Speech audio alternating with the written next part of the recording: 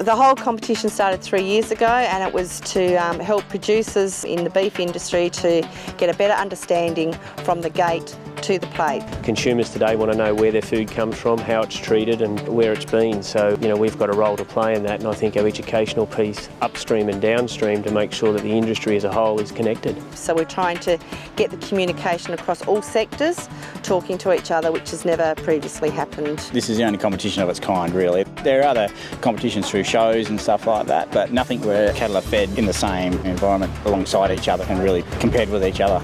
It's very unique, and that's one of the reasons Harvey Beef chose to sponsor this activity, is because we saw a need, we saw a gap, and we saw an opportunity to further deliver the message around quality and ethical production, and also give people a better understanding how their product's produced. It's good to sort of put your cattle up against other people's cattle, not necessarily to win, but to see where your cattle sit in the industry and look to where you may be able to make some improvements in your own herd with the information that you get back from this competition. We can look at technically how to grow our animals smarter, how to get the better results quicker and easier.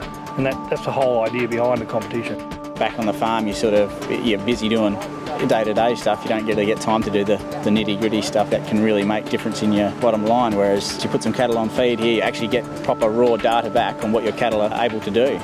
The networking has even blown us out of the water. We've had lots of really good communications and starting off conversations. I think it's good to get off your own dunghill and go around and see what other people are doing, what other people are producing.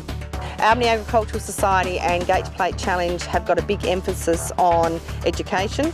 So we have a school challenge day, and this is where we encourage schools to come for a day. The winning school takes home $1,000, the runner-up school takes home $500. You've got to be able to interest the young people. And when you've got something like this competition, that's the sort of thing that brings the kids in, and they can look at things, they can see where things are going. They've got something they can get their teeth into and feel good about. I think it's a great initiative. I think that they should be commended for bringing in the educational piece, which I think is a succession plan to the industry, and I think that's something that's easily overlooked, and I think what they're doing here is they should be commended for.